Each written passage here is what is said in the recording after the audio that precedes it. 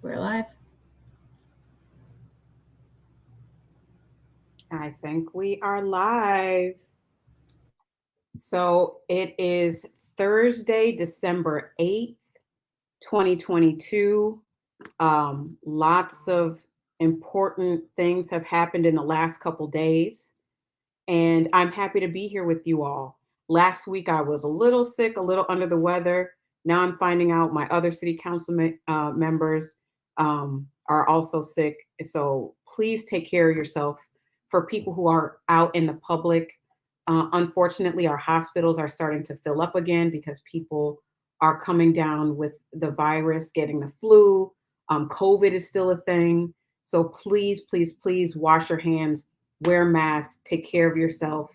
And if you're here, thank you for being here with us this evening. It's going to be a fun conversation with a friend. We're going to get into election talk. Uh, Lots of things to discuss, lots of things to unpack around the topic of ranked choice voting, and how it impacted our elections in Alameda County in 2022. So, without further ado, I'm going to bring on Sean Dugar. Sean is our local resident expert on ranked choice voting.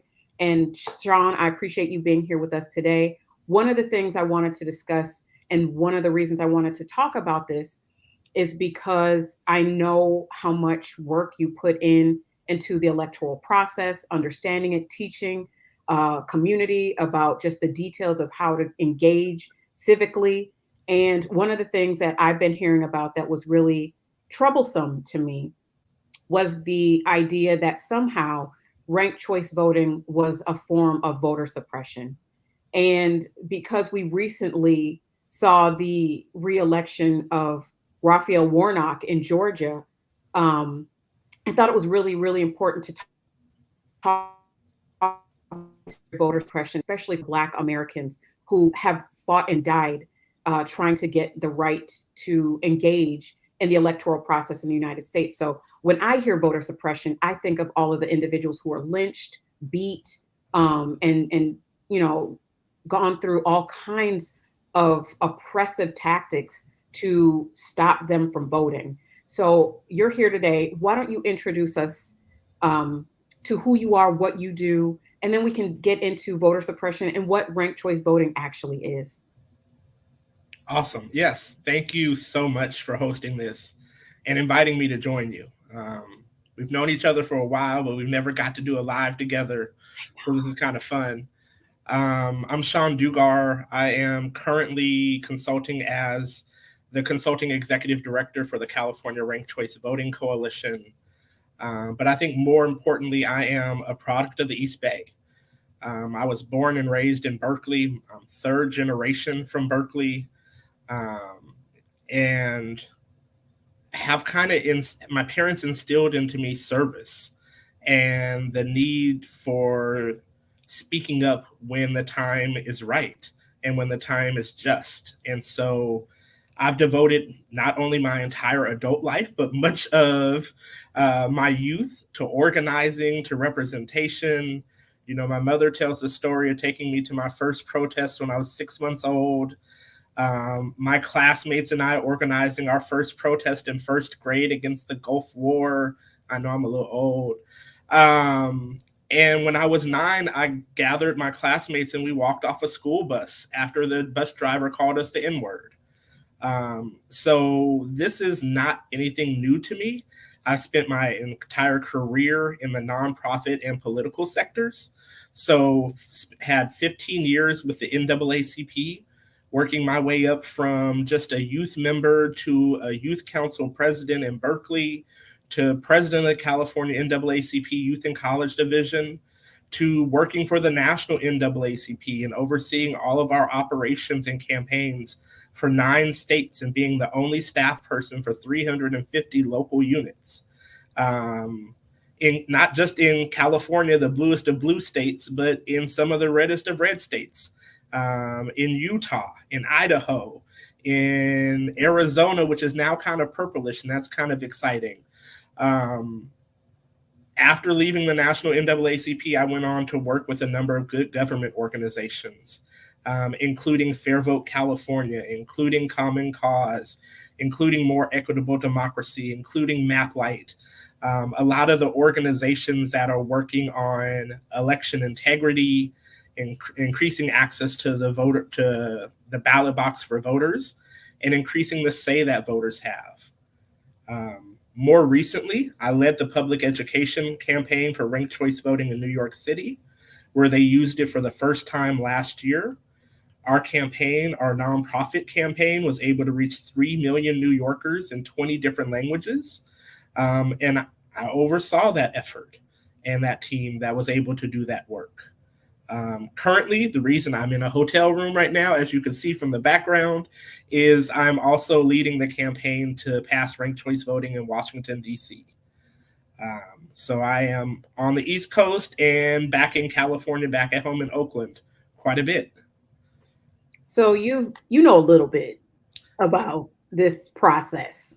The other day, someone called me a national expert, and I've never been called that on anything else before, but I'll take it. You better take it. I have the experience and putting in the work.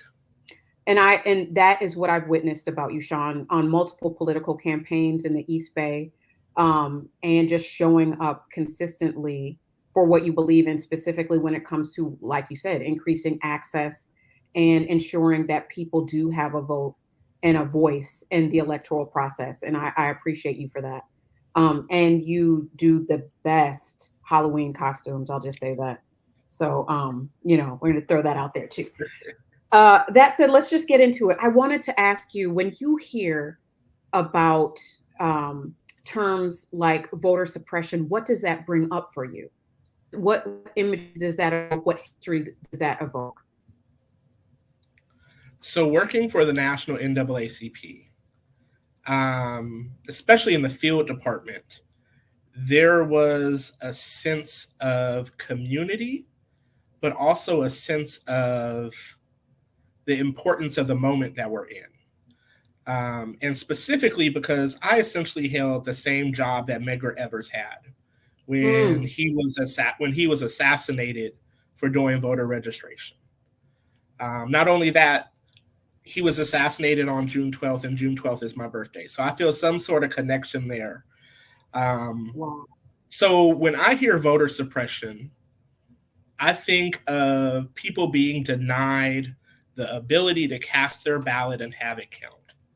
I think of fire hoses and dogs, police dogs, and I think of the voter suppression laws that are being passed across the country today, where you have to have an ID in order to vote, where you're made to stand in lines for hours and hours in order to be able to vote, where once you do vote, they're not counting your votes.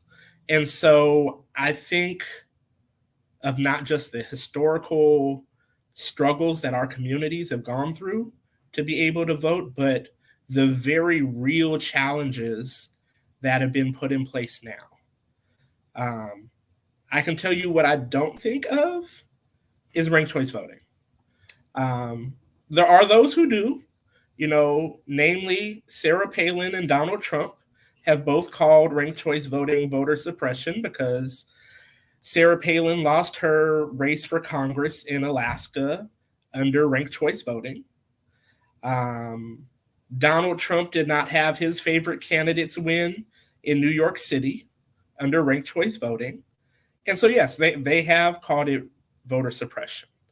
But I do not believe that to be the case anywhere that ranked choice voting is used. Thank you for saying that. And thank you for giving the historical context about what voter suppression has looked like, but also linking it to the very real ways that voter suppression is still happening today, because it is still very much a reality. And it is interesting that you bring up those two candidates, those two Republican candidates who believe that ranked choice voting is also voter suppression, because it is not necessarily something that's partisan. I recently heard a voicemail it was a robocall of John McCain urging the support of ranked choice voting throughout the Republican Party. And I also know that as a senator, Barack Obama was suggesting that ranked choice voting be nationalized, and it's something that other other states and more jurisdictions looked at as a way to increase participation in the electoral process. So why don't we get into you just telling us what actually is ranked choice voting? Absolutely. So, ranked choice voting is nothing new to the United States. It's been used here in the US since the 1850s. It is the fastest growing voting reform in the country. There are now over 50 jurisdictions across the US that use it, and that's over 10.8 million US voters that use ranked choice voting every election.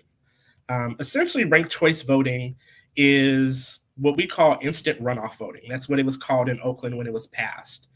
And for us, it gets rid of the primary and consolidates all into one election, which is the general election of either a presidential year or a gubernatorial year. So the way that that is handled is you get to rank your candidates, now up to 5, previously it was up to 3, in the order of your preference. So you have your first choice, which is the candidate you love, the candidate you may volunteer for or contribute to. It's the person who's from your community who shares your values. Your number 2 is your other rankings are essentially your backups in case that number 1 candidate does not win. So your number 2, number 3 is, someone who similar to your number 1 shares your values or shares your positions on issues, but may not be your favorite. They're not the person you went to high school with. They're not the person that lives down the block from you, because we all know Oakland politics is very local. So they're still an okay person. Your third choice, your fourth choice, may not be there with you on all the issues, but you still think they'll do a good job in office. And your fifth choice, maybe the candidate in the past you've had to kind of hold your nose to vote for. They're definitely not your favorite, but they're not someone that you dislike, because you never vote for someone that you don't like. But they're the person that, you think will do an all right job in office. You may have to push them on issues. You may have to push them to do the right thing sometimes, but they're all right. They're not going to do a bad job in your eyes. And so I can say, as an Oakland voter, I released a voter guide. That was my voter guide. My voter guide was essentially anybody but Ignacio, because in my eyes, Ignacio was the person. I've worked with him in the past. I know I look young, especially. He wasn't my favorite, and he wasn't someone I thought would do a good job for Oakland as it is today. And so, I included Lauren and Shane and Treva, all 3 of the current council members that are running, in my voter guide. I said, I didn't tell folks how to rank them, but I said, yes, these 3 should definitely be in your rankings, because no matter what, we know they'll do an okay job. They may not be your favorite, but they'll do all right in office, and definitely better than the other person who I was telling folks not to vote for. Thank you for sharing that. And this is a very candid conversation. I don't usually tell people that they need to talk about who they've listed in their rankings, because you don't have to talk about that. It is not your obligation to do so. But I know you are starting to get a little bit of grief for your article in the Oakland side, explaining ranked choice voting and how it works. And you had to literally say, this is not about an individual. This is about explaining the process and why progressive cities and like you said, 50 jurisdictions around the country actually use it, because people are saying that it is regressive, it is oppressive, it's once again voter suppression, and it's confusing. So can you talk a little bit about the confusing aspect of it? What have you heard about why this is a problematic tool that we should potentially not utilize in the city of Oakland? What are some of the problems or some of the cons that you've heard about ranked choice voting? I have heard more times than I can count people saying that people don't understand how to rank. They don't understand the process. They don't understand how to fill out their ballot. But all of the data tells us otherwise. Remember, after an election, we're able to get what they call the cast vote record. That is essentially how every person voted, but it's made anonymous. So it's not like we can go in and look up how Carol Fife voted or Sean Dugar voted, but we can see how each voter voted. And so we're able, there's a free ranked choice voting tabulation software that's out there. It's open source. It's through a nonprofit called the Ranked Choice Voting Resource Center. Any person theoretically could request from the registrar of voters the cast vote record and can run the ranked choice voting tabulations themselves. And so that is kind of the system of accountability.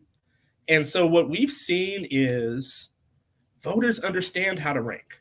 New York City, which has one of the most complicated ballots, there's no uniformity like we have here in California, where the ballot has to be the same font all over. In New York, they can use a size 6 font if they want to, right, on a ballot. They used ranked choice voting last year for the first time in their mayoral primary. There were 556 candidates who filed to run in all of the local races in New York City. Keeping in mind they do have a large council. They have a 51-person city council. But through all of that, through 20 different languages that the ballots are printed in, through the city of New York having, through the Voting Rights Act, to do education in 20 different languages, doing this in the middle of the pandemic or just coming out of shelter in place. So there are only about 2 months between the end of shelter in place in New York and election day. 90% of New Yorkers ranked their ballots. 95% of New Yorkers said they found the process easy to understand and to complete. Given all of those challenges, Wow. yeah, given all of those challenges, the fact that New Yorkers understood that process and it was the same across the board, regardless of race, regardless of nationality, regardless of age, regardless of economic status, regardless of language spoken in the home, 90% of New Yorkers knew how to rank their ballot in a very. When we did it for the first time in Oakland, 85% of voters said they found the process easy to understand and complete. San Francisco is about the same amount. I think they were 80% the first time they used ranked choice voting. So there's kind of this anecdotal, oh, people don't understand it because I had to explain it to them. Well, you have to remind people, you have to give refreshers. But we know just off of the concept of ranked choice voting alone, voters get it. We know how to rank. We go to the grocery store at 7 p.m. We haven't eaten since noon. We want to eat everything. We want the macaroni and cheese. We want the pasta salad. We want we want a little bit of everything, and we have to decide what's our first choice, what's our second choice, what's our third choice. You know, which Black Panther movie is your favorite? Is it the first one? Is it the second one? Don't start no stuff today, Sean. Listen, don't start no stuff on here. But we know how to rank. We do it every single day. Right. And so having a choice among candidates isn't any different. You know, we know that the person who knocks on the door first usually gets the voter first. Mm. But as under ranked choice voting, just because I see a Carol Fife sign, knowing that I love Carol Fife too, I can still go to that house and say, hey, you know what? I know Carol is your favorite, but I would love to be your number 2. You know, and so it changes, yes, the way candidates campaign. It changes the way that we think about politics, because it's no more, you know, having to just choose one. It's being able to have backups.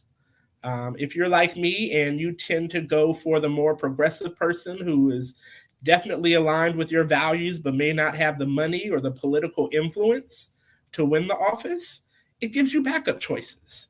It allows you to continue to have a say in the process. We know that in this last mayor's race in Oakland, 40% of voters did not choose Shane or Lauren as their first choice. So if we didn't have ranked choice voting, those 40% of voters would not have had a say in the final results of that election. If we didn't have ranked choice voting, if we still use the primary system, remember our primaries were in June, and then we would have the runoff in November. We know that the primary electorate in Oakland is generally about 15 to 20%, or was 15 to 20% less than who turned out for the general election. And so them being able to have a wider say was gone because we generally had our two candidates picked. And quite honestly, in the last 3 mayor's races where we had primaries, the candidates were elected in that primary, meaning somebody got over 50% of the vote in that primary. So we didn't even have people who showed up in the general election and maybe not in the primary, didn't even have a say in those last 3 mayors that were elected under our former system of voting. On that, Sean, can you just say a little bit about the inclusionary and the diversity that ranked choice voting allows? Because that's something that I think is really important too. What does ranked choice voting allow us to do that may not have been previously doable under the primary system? Absolutely. So the first one is allowing more diverse candidates to run. Because we know that the number one problem within our democracy is money. Right. And the influence and the cost of an election. So in order to be a candidate and be able to raise funds for 2 elections, you tend to be a white man if you're able to do that. We know that women and that people of color and LGBT folks have lower wealth donor bases than their white male counterparts. So the ability to raise funds to compete not just in 1 election, but in 2 elections made it very difficult for Oakland to elect the most diverse set of candidates possible. Remember, prior to ranked choice voting, in all of Oakland's history, we had never had a woman elected mayor of our city. Since ranked choice voting, we've elected nothing but women as mayors of the city. The second thing that it does is by moving the election to the general election, it exposes candidates to a more diverse electorate. Because again, primaries tend to be whiter, more conservative, and wealthier, and more highly educated in terms of who shows up to vote. And so we tend to we're seeing more moderate, conservative folks elected mayor under the previous system. Now we are presenting candidates for mayor in the most diverse turnout electorate possible. And so not only have we seen an increase in voter turnout during the general election because of ranked choice voting, but we're also seeing more candidates of color and a more diverse array of candidates running under ranked choice voting. That's important. That's critical, especially for a city like Oakland, which is emblematic for so many things around diversity, around resistance, around grit, and just inclusion. I think that's really, really critical. But I think something that's also really important is the cost, not just the cost of what it takes for an individual candidate to run an election, but the cost to the city and the cost to the county. Can you speak a little bit about that? Absolutely. So Oakland would save about 4.5, no, I'm sorry, $475,000 each election cycle that ranked choice voting was run, by getting rid of the primary election altogether. With inflation, that's about $750,000 each election cycle that the city saves by not having to run a primary. Now, I don't know about you. Well, I know you do, but I know I can think of a million places that I would much rather that money go towards than having a second election, which is unnecessary. When we are able to have a more diverse electorate, and have an instant runoff system under the general election. And then could you, just speaking to the confusing aspects of it, and then we're going to see if there's any questions in the chat. Let's run through the ranked choice process, and let's talk a little bit about what some of the terminology means. I've found that some people don't necessarily know what it means for a ballot to be exhausted, or what it means to have an overvote or an undervote.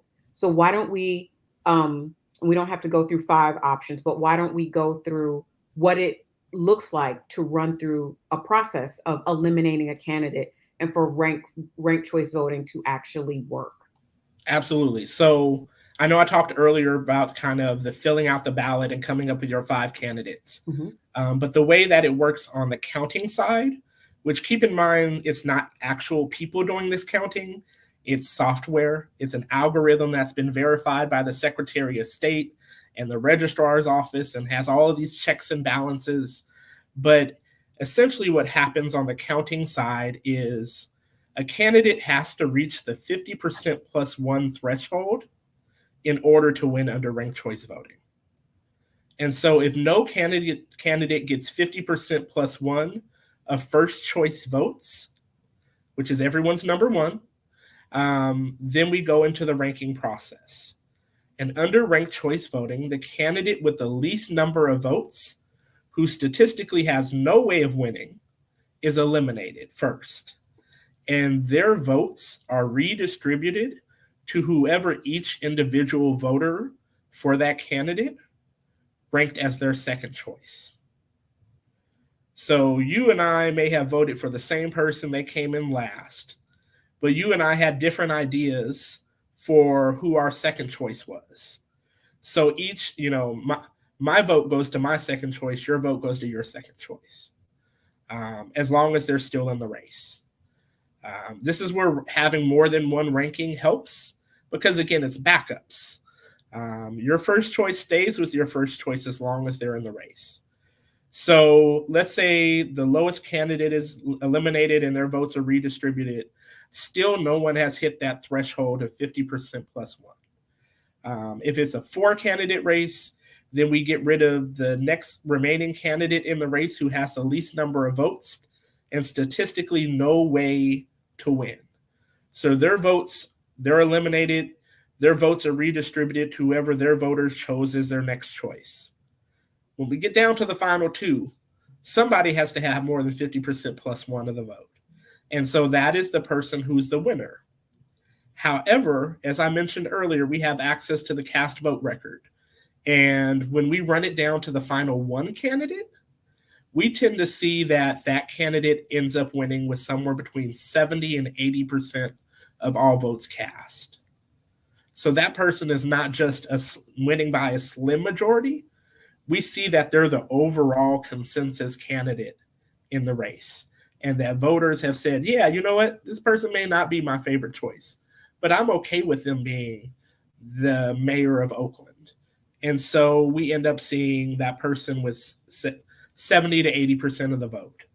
Now, in that process, let's say one person or a voter decided they only wanted to vote for one candidate, which they totally can do under ranked choice voting.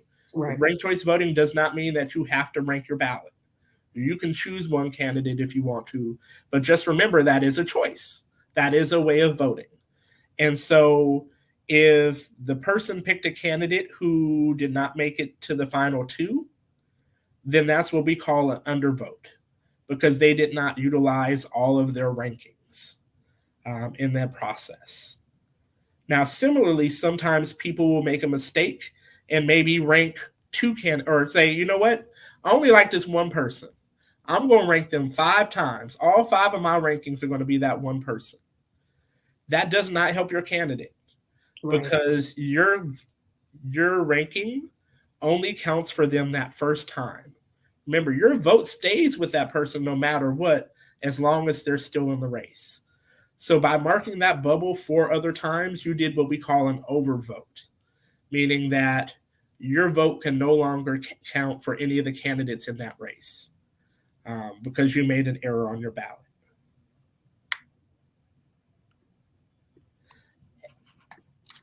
And then you had one more. You said overvotes, undervotes. Exhausted ballot.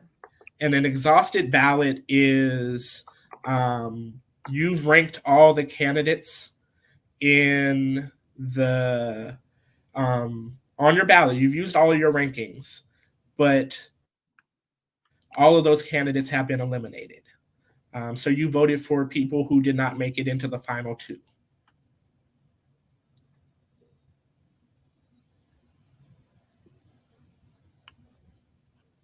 I'm sorry, you all. We had to address a troll here or whatever they're trying to do. I'm seeing an uptick in not only our council meetings, but some of the community meetings I've been in. Some people Zoom bombing again, like at the beginning of the pandemic. And so we're starting to see that. So I appreciate my staff who's helping get rid of those individuals in our chat here. But could you repeat again, Sean, what an exhausted ballot is? So an exhausted ballot is where you have utilized your rankings, but the candidates that you ranked are no longer in the race. So they've all already lost the race and been eliminated, and there's no one left in your rankings that is in the race. Got it. So what is it? Have you heard this conversation that some votes have not been counted? And can you speak a little bit to the confusion around some individuals' voices being left out of the process from exhausted ballots? Or there are a number of reasons that I'm hearing that people's votes weren't counted. But speak to what you've heard. Sure. So remember, there are those 3 categories that I mentioned. And so when it comes to overvotes, we know that in ranked choice voting, that's typically very low. It's about 0.26% of votes cast generally include overvotes. Now, that number, yes, is much higher in this last mayoral race. We have to wait for the cast vote record to figure out why. It's still not a huge number. It's about 2%, which, yes, is much higher than the overall rate that we see in most ranked choice elections. Our guess is it either has to do with ballot design, which is more likely the case, or ballot instructions. Keep in mind, this is our first ranked choice election that has been almost entirely vote by mail. This is the first time that we've done ranked choice where a voter is not in a polling place where they know they can get a replacement ballot. They can ask for a replacement ballot if they make a mistake on it. Most voters don't know that process for a ballot that they're mailed. They don't know that they can go into the county courthouse and request a replacement, or that if they had enough time, they could call the registrar of voters and get a new ballot mailed out to them. But they would have to, all of that would have to happen in time for them to be able to mail their ballot by election day. So we believe what happened there is people made mistakes on their ballots and didn't know how to fix it this go around. That is still a theory. We don't absolutely know. We do not absolutely know that. And again, that number is still very low. Mm-hmm. We're talking about 2% of votes cast. We're not talking about thousands and thousands of votes here. Mm-hmm. We're talking about a small number. The overvotes are the undervotes, and the exhausted ballots are actually about on par with what we see in every Oakland ranked choice election for mayor. So it's not an increase, it's not a decrease, it's about on par with what we've seen in past elections. So it's always something to look at, and of course we'll be able to examine more once we get the cast vote record that happens after the vote is certified by the registrar. And it takes us about a week to run that process and go through all the scenarios. But we'll be able to know that fairly quickly. The one thing that we have to figure out, and that we are working with partner organizations, there's a nonprofit that is entirely focused on ballot design and ballot explanation.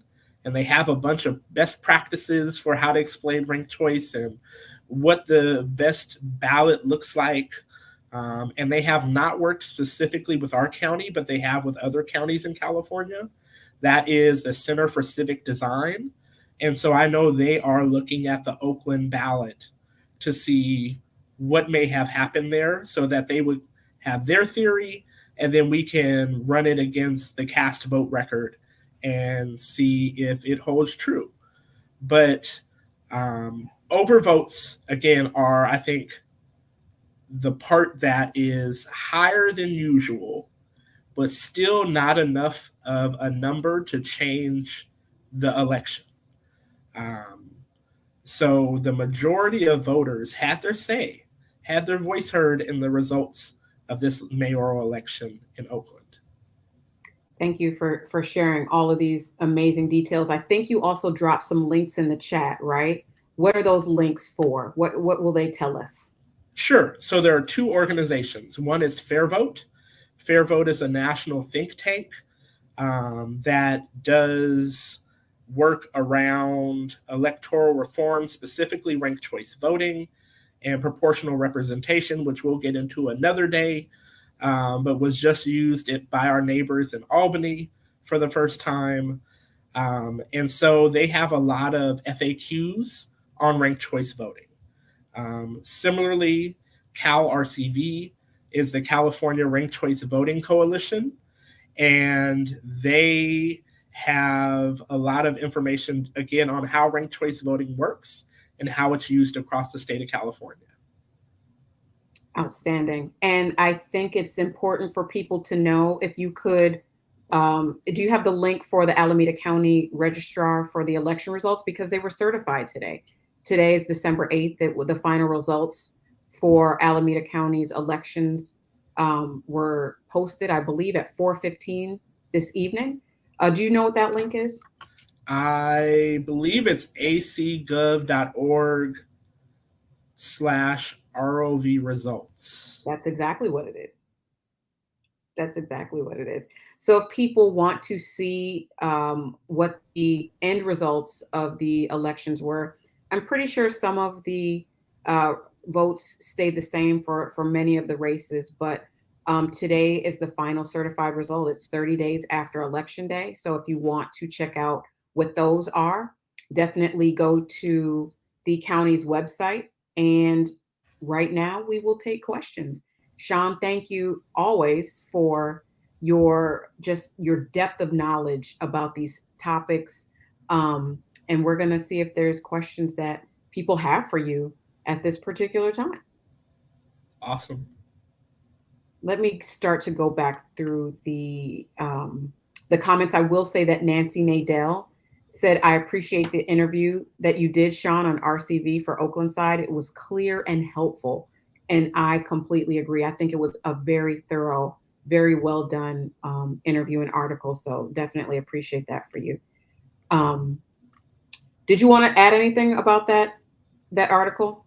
No, I think it was a great piece. I'm thankful to Oakland side for reaching out for that. I did a similar article in New York. It was 63 questions on ranked choice voting. And so I told them I'm more than happy to do Q&A with you as long as it's not 63 questions. Right. So they kept it to about 9-ish, which was wonderful. Okay. Outstanding. And if I think we should do more if people are interested, or if people don't feel like they know how ranked choice voting works. I think you said that the data shows that they do, but the links that you included are ways to do it. And I'm always talking to folks when I'm knocking on doors or talking to the public around election time about how ranked choice voting works, just to be sure.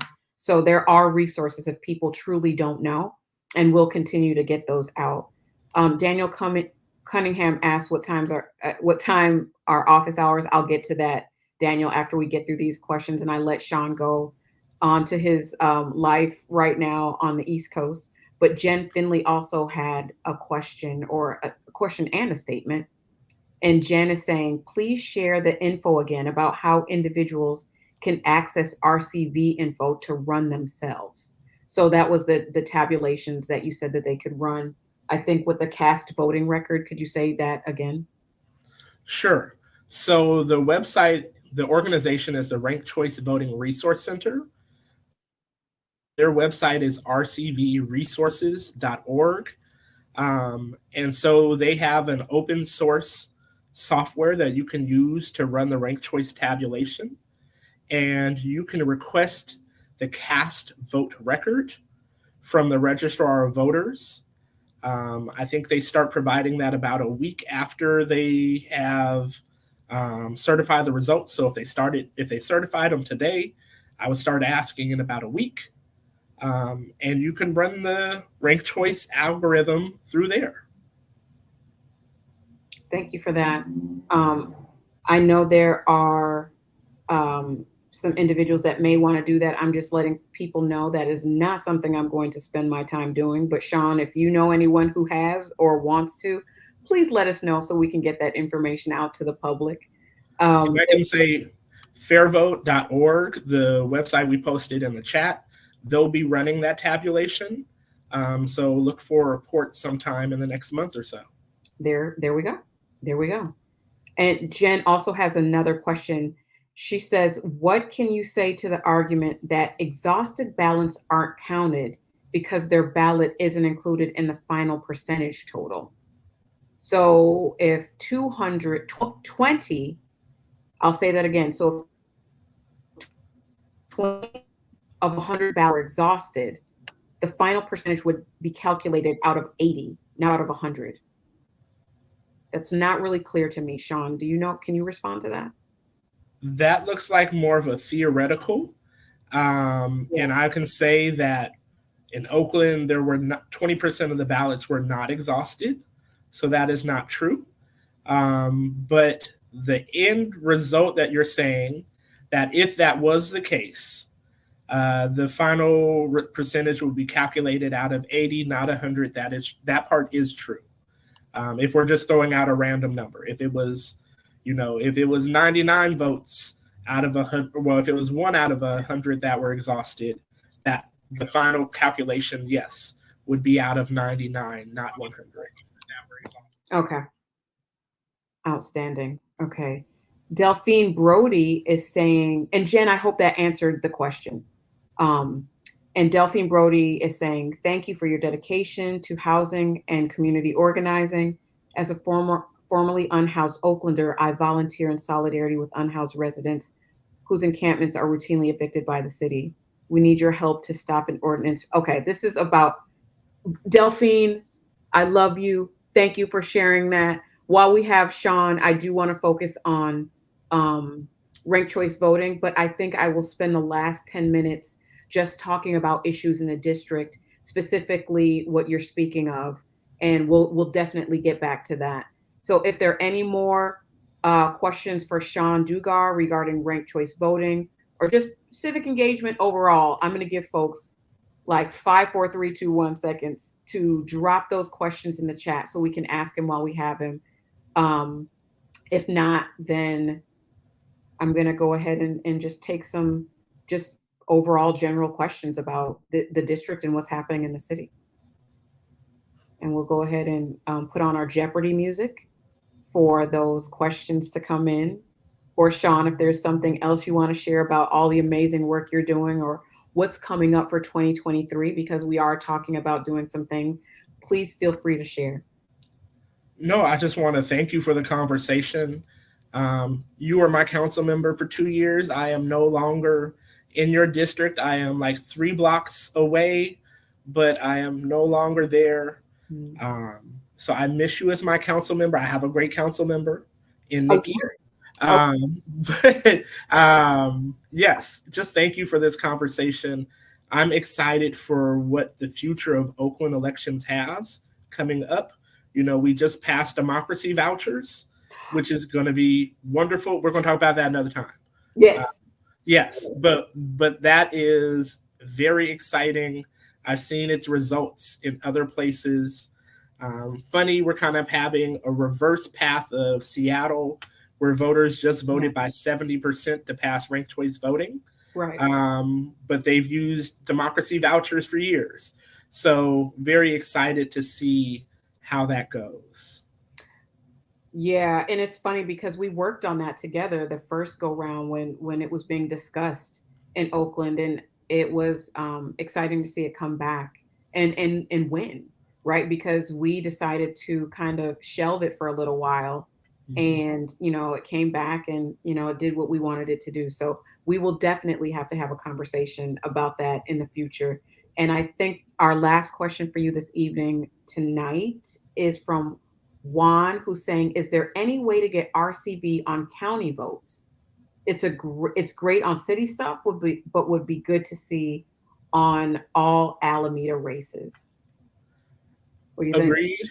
I 100% agree with you. I can imagine how the DA's race or the sheriff's race or the assessor or any county board of supervisors races would shape up if they only took place in November and we didn't have a primary. Santa Clara County voters there passed a charter amendment back in 1998, and there is just now movement to finally get that implemented. So we'll be seeing in the next couple of months if the county of Santa Clara will start using ranked choice voting for all of their county-wide races, which would be wonderful. And who knows, maybe Alameda is close behind them on that. It would definitely make simpler county. I swear it just is really challenging in the middle of the year to just have that primary and then just have different systems that we use for different races. I think it would simplify and make it less confusing potentially for people, just to get engaged. It's just one time of the year you focus and you get things done, ranked choice voting, and we'll see. I think that's something that people should push for. I did have one more question, Sean, that came in for you last that says, okay, so what's a democracy voucher?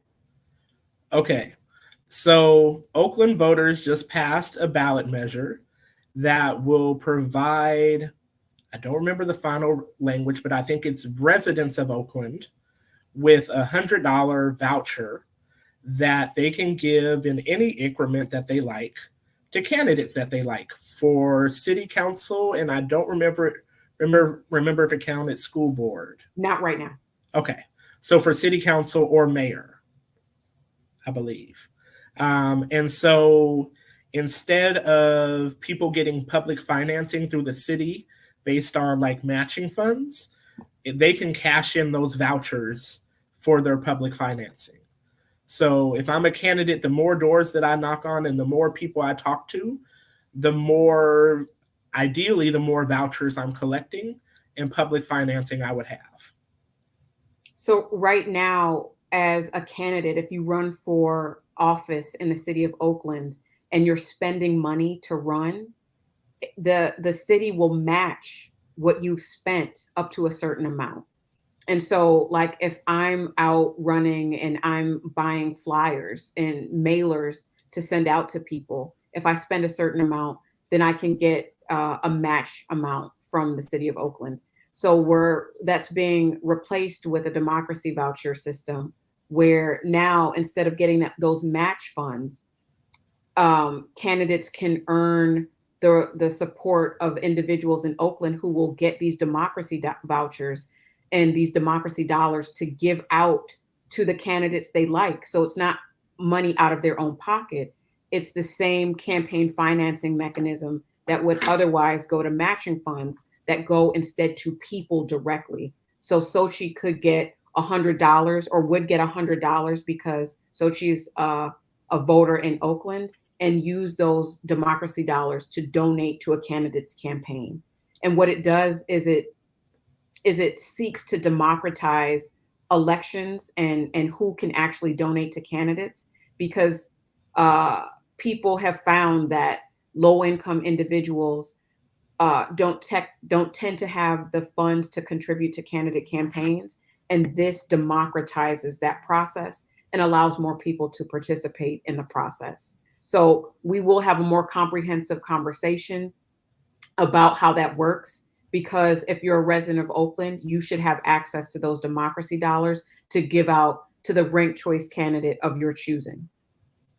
Or candidates. Candidates, I should say, yeah. Plural, because you can choose amongst multiple candidates. And that was, I promise, the final question for you, Sean Dugar. I appreciate your time. It's always helpful. Just like Shauna Reeves said, this has been so helpful. Thank you, Sean. It's coming from the people who tuned in. It's also coming from me. I appreciate you. We're going to have many more conversations online and offline. And I pray for your safe travel back to Oakland, and we'll talk soon. Thank you for being here. Thank you. All right. Take care. Okay. I think that was informative. I hope you all do too. And once again, we're going to have Sean back multiple times to talk about the other things that we're working on. But before we tune out today, we have about 5 more minutes for questions. I want to go back to Delphine, who was saying, what help is needed? We need your help to stop an ordinance proposed by Public Works that aims to criminalize unhoused people and advocates under the guise of worker safety. I support city workers and their safety, but this ordinance is not about worker safety. It is an effort to erode accountability.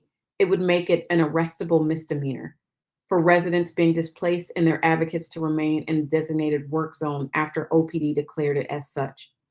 I'm not sure about the details of that. I will say, Delphine, I do have a meeting in the morning with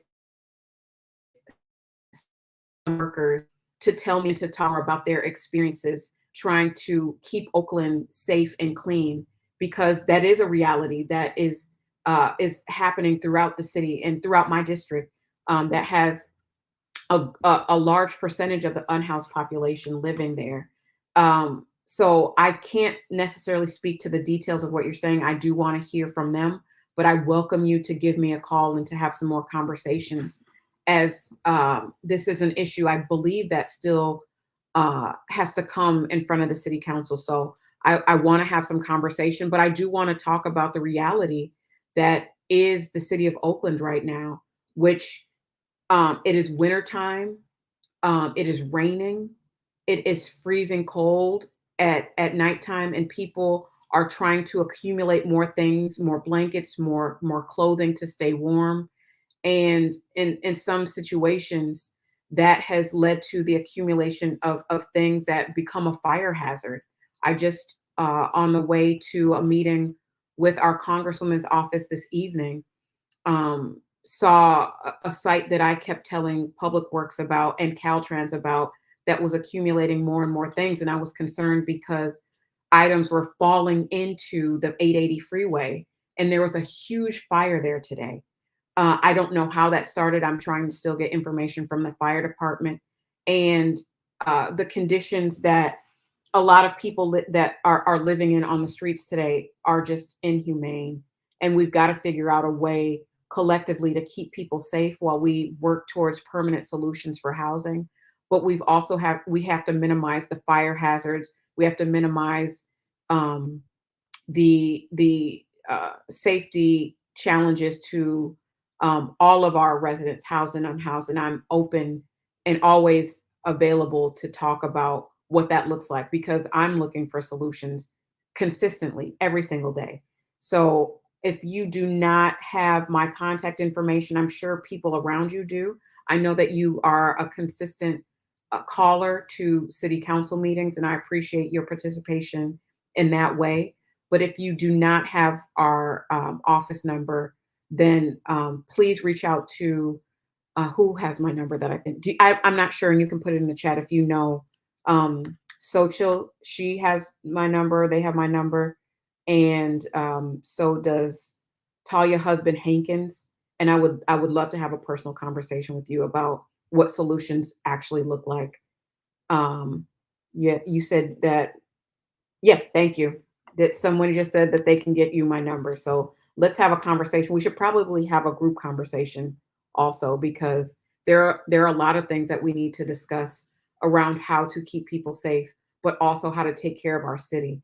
Um, there was another question I saw earlier for Daniel Cunningham, and I'm not sure if the conversation was about today or just in general, about what time are office hours.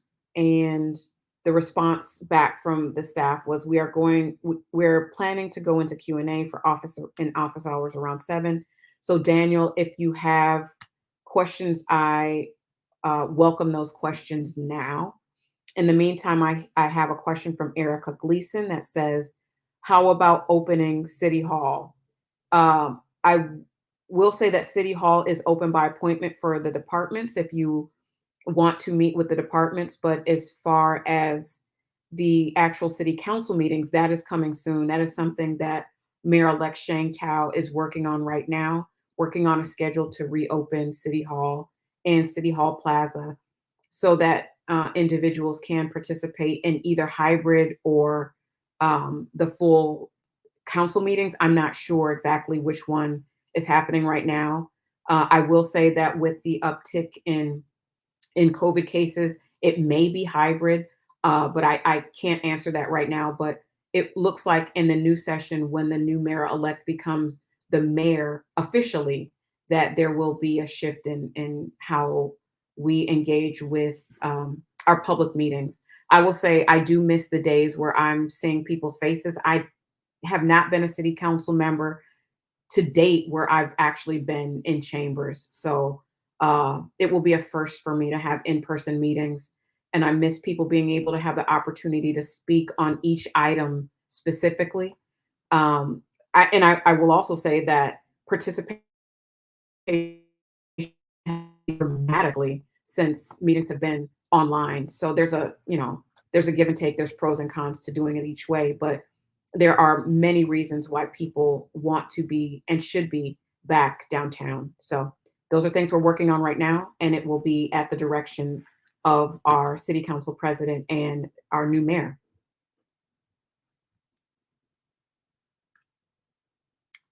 Are there any other questions for me? Daniel, are you still here? If you're not, I understand. We got really deep into ranked choice voting. Okay. If not, then I want to thank people for joining us this evening and staying with us for this entire hour for our live and our conversation about civic engagement via ranked choice voting.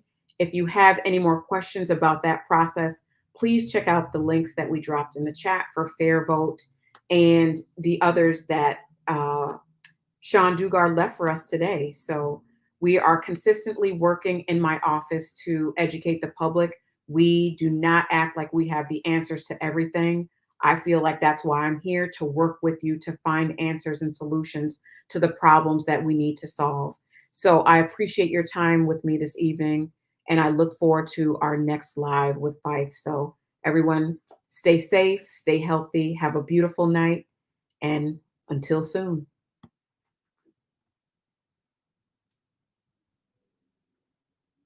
There was a question that just came in. Hi, Carol. Have you been able to find out what's going on with OPD's internal affairs issues raised by the federal monitor? I would need more specific information around that, Armando. So please, Christmas 1707. Please email my office with a very specific question about what's going on with OPD's internal affairs. I'm not exactly sure what you're speaking to. Unfortunately, there are a couple of things you could be referencing. So please email my office at district3@oaklandca.gov. with your specific question. That is district, the number 3 at oaklandca.gov, and we'll get that answer to you. And as I said, it is 7:30. We're going to shut it down. Thank you, Shauna. Thank you, everyone who tuned in. Thank you, Sean Dugar. Thank you, Jyoti.